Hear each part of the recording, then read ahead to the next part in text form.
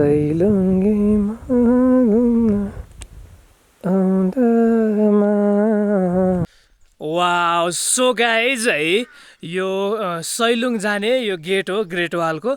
यो काठमाडौँ, धुलीखेल अनि त्यसपछि पाँचखाल, दोललघाट, सुकुटे र खाडीचौरबाट मास्तिर मुडेबाट यो बाखरढुङ्गे हुँदै यो सैलुङमा आउन सक्नुहुन्छ। र यो सैलुङ जाने बाटोको गेट चाहिँ यो गाइज ग्रेट वाल देख्न सक्नुहुन्छ। म ग्रेट वालबाट जाँदैछु। काठमाडौँबाट लगभग 150-60 किलोमिटर हुन आउँछ, नजिकै छ काठमाडौँबाट। सैलुङ एकदम राम्रो छ, पक्कै पनि आउनु होला घुम्नलाई। यो नयाँ वर्षमा एकदम दामी देखिन्छ, हिमालहरूको दृश्यावलोकन गर्न सक्नुहुन्छ। रोलवालिङ, सैलुङ, अरनिको होइन, त्यस्तै तिब्बतियन यो हिमालहरूको पनि अवलोकन गर्न सक्नुहुन्छ। र यहाँ चाहिँ वन्यजन्तुहरू, मृग, कालिज विभिन्न पाइन्छ। र यहाँ चौरी पनि देख्न सक्नुहुन्छ है गाइज। अनि गुराँसहरू, विभिन्न थरीको गुराँसहरू रहेको छ, सेतो, रातो होइन, विभिन्न थरीको। अनि यहाँनिर आएर घुम्न सक्नुहुन्छ होइन। एकदम दामी भ्यू देखिन्छ गाइज, आउनु होला सैलुङ है त गाइज। फोटो भिडियो खिच्नलाई फ्री है गाइज, म यतै छु। सो गाइज है, वाउ, आज ग्रेट वाल लगेपछि सैलुङ जाने देख्न सक्नुहुन्छ। मान्छेहरू टन्नै छन् कि आज। अल्ल हेर्नुहोस्, मान्छे टन्नै आज, मान्छे।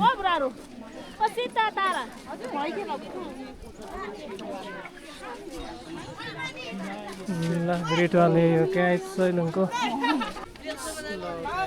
सैलुङ है, चिसो हावा आइरहेछ। सो गाइस, यहाँ चाहिँ महादेव गुफा जाने यता हो है, अनि सैलुङ जाने यता। मान्छेहरू भिड देखिन्छ आज, देख्न सक्नुहुन्छ। गुफा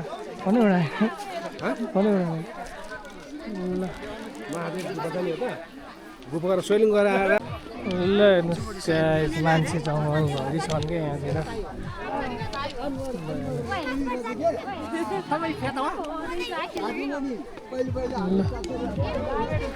यताबाट बनाइ वनमास्ती जानु पुग्छ।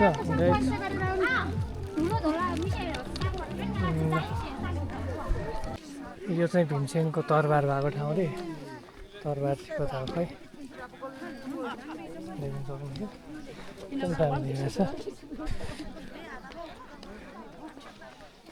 यहाँनिर तराजु भएको रहेछ। ल दर्शन गर्नु पऱ्यो है। सो गाइज, वाउ, जुरे ढुङ्गा अनि महादेव अनि काला पानी जाने चाहिँ यता है। ल यो जुरे ढुङ्गा अरे अनि काला पानी भनेर आएको छ।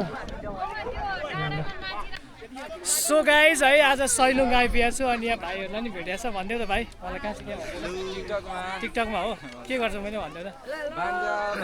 ल गोदावरीमा चिनेको छ भाइहरूले है। अनि भनिदेऊ न, तिमी जेनजीमा के भएको अरे, आन्दोलनमा गोली लागेको अरे, म उसलाई देखाइदिन्छु। ल देखाइदियो त।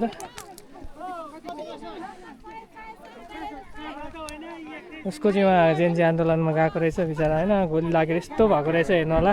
भाइको नाम के भनिदेऊ न। मेरो नाम चाहिँ अनिल तामाङ। अनिल तामाङ। ल गोली लागेर यस्तो भएको रहेछ जेनजी आन्दोलनमा, हेर्नु होला उसलाई। टक है, हामी चाहिँ सैलुङ। ल माया गर्नु पर्यो, सब्सक्राइब गरिदिनु, सब्सक्राइब सबैले ल हैन, लाइक कमेन्ट हान्नु पर्यो, माया देखाउनु पर्यो मेरो दाइलाई। ल कस्तो लाग्छ नि सैलुङ? आफू त यहीँ बस्ने हो होइन। ल फोटो नि खिचिदिन्छु ल।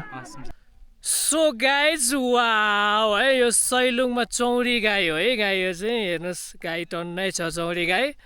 अनि भैँसी र यो चाहिँ दाजुभाइ हो होइन।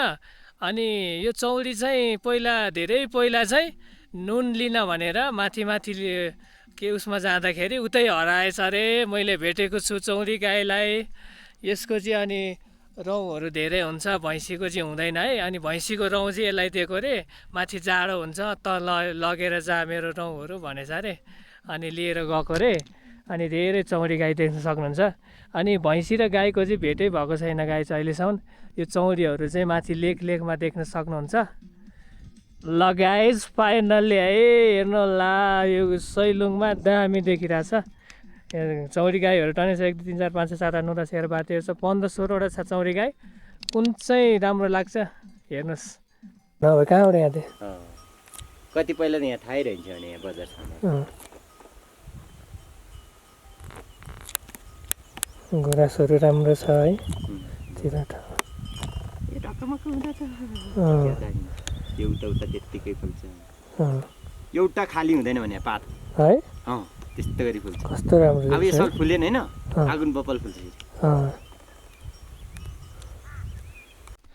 वाउ सो गाइज है यहाँ त अनि यो के हो घिउ नि ओहो यो चौरी घिउ हजुर चौरीको घिउ हो नि ल चौरीको घिउ छ छुर्पी छ हजुर अनि खुवाको दुधै बनेको चकलेट छ चौरीको दुध वाउ अनि यो छुर्पीको कति हो नि यो 200 रुपैयाँ पर्छ हजुर वाउ 200 अनि यो घिउको कसरी हो नि चौरीको घिउको यो ठुलो डब्बाको 1000 रुपैयाँ सानो डब्बाको 400 रुपैयाँ पर्छ यो पदमतालको अचार छ जिउ दुखेकोहरू ठिक हुन्छ यो भन्दा मुनि परेको जरा हो यो चाहिँ यो जिउ दुखेर ग्यास्ट्रिकको दबाई वाउ है त गाइस यो एउटा ब्रान्ड हो है गाइस सैलुङको पक्कै पनि आउनु होला यहाँनेरि चौरीको घिउ पाइन्छ है आउनु होला है त अनि यो हावापानीमा टक्क बसेर खानु होला है त ल वाउ सो गाइज है उहाँले दिनुहुन्छ उहाँलाई सम्झेर आउनु होला यहीँनिर ठ्याक्कै मन्दिरको छेउमा है त ल वाउ सो गाइज है सोल्टिनीहरू अहिले चाहिँ सिङ्गल आए है अर्कोचोटि आउँदा चाहिँ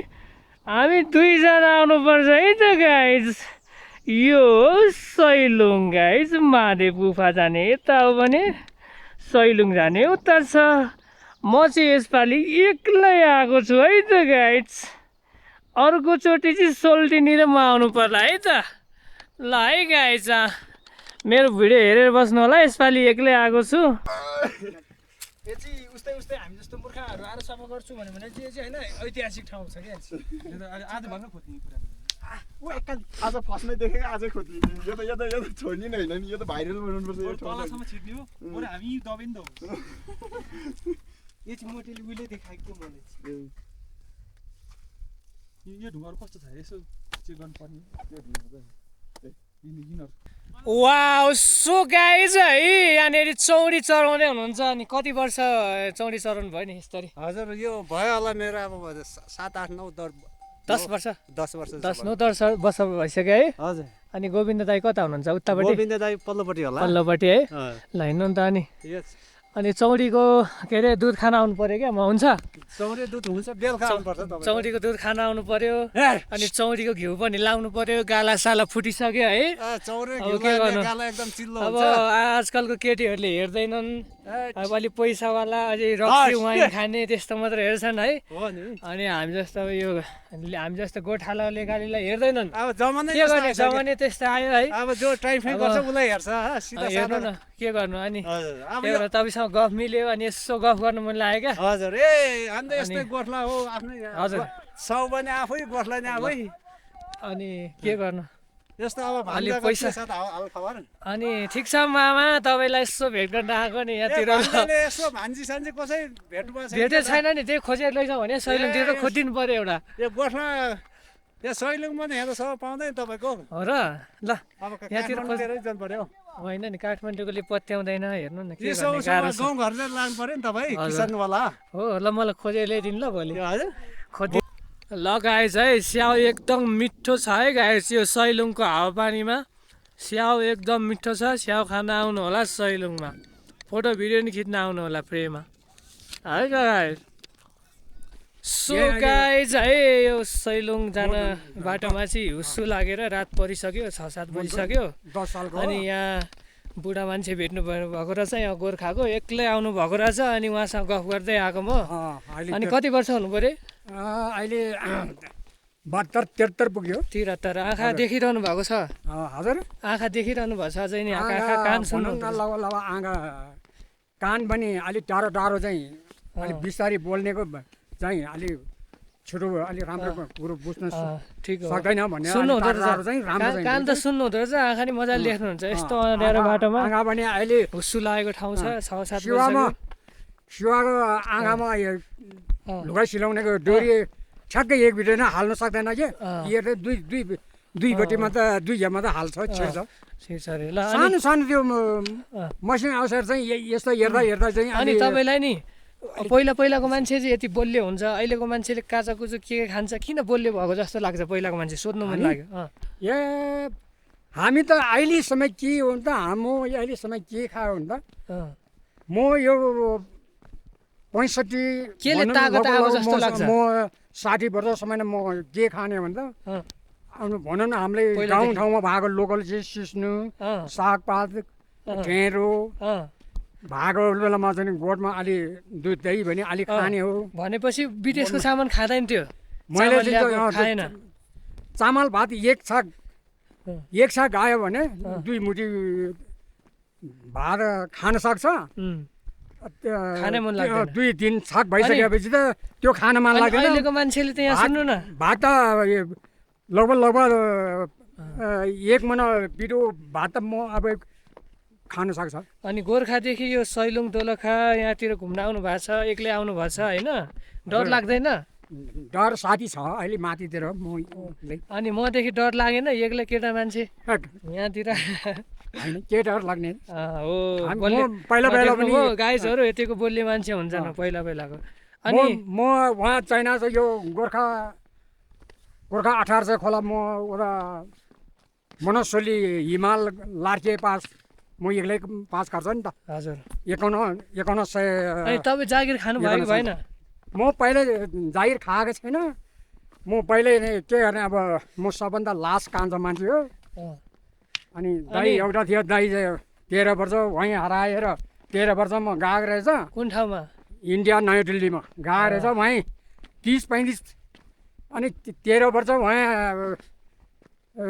नयाँ दिल्लीमा गभर्मेन्ट स्कुलमा जागिर खाएर बल्ल 14-15 वर्ष निस्केर आयो भनेपछि अझै 73 वर्ष तगडै हुनुहुन्छ क्या तपाईँ म चाहिँ के भने त म फेरि पढाइ पनि छैन मेरो हाम्रो गाउँठाउँ भनेको त्यो त ठिकै छ कि पढाइ भनेको चाहिँ अनि यस्तो सानो अहिलेको मान्छेलाई के भन्नुहुन्छ तपाईँ हजुर अहिलेको मान्छेले त्यो अब विदेशी सामान विदेशी प्रडक्ट भएको उत्पादन भएको खान्छन् त्यो के मिसाएको हो अनि नेपालको मान्छे विदेश जान्छन् के भन्न चाहनुहुन्छ बुढो भइसक्नुभयो अहिलेको मान्छेले तर पैसाको ध्यानमा धानको ध्यानमा धेरै हिँड्ने हो नेपाली बन्नु होइन कमसरी अहिले मैले लगाएको चाहिँ पहिलाको चाहिँ म चाहिँ सबैले पैजानीहरूले पनि भन्छ कुनै अहिलेसम्म मलाई चाहिँ तिनी कुन अलि उता मलायको आर्मी हो कि इन्डियाको आर्मी हो कि नेपालको आर्मी मान्छे यस्तो हेर्दाखेरि जहाँ गयो भने पूर्व पश्चिम जहाँ गयो भने एक ब्याङ्की हेर्दा भने अहिलेसम्म पनि मलाई गाडीमा हिँड्दाखेरि तपाईँहरू आर्मी हो भन्छ मलाई पनि त्यही सोचिरहेको आर्मी मान्छे यस्तै देख्दैन तपाईँहरू आर्मीबाट सेम त्यस्तो देखिन्छ भन्छ कि त बिनी पक्लुङ कि त उबर मस्ताङ त्यहाँ त्यो मगरको चाहिँ मलाया सागहरू यहाँ ढेँडो सिस्नु भागो त्यो दही दुध त्यत्रो सागपात त्यत्रो खाएर हिँड म अहिले म 30-25 वर्ष म 25 वर्ष भएको समय हाम्रो गाउँठाउँमा चाहिँ गोर्खा जिल्ला समय नै चामलको गुदाम आएको छैन देख्दैन त्यही अब लोकल धान खाएर हिँड्ने मात्रै हो लोकल खानु पर्यो होइन विदेशी खानु भएन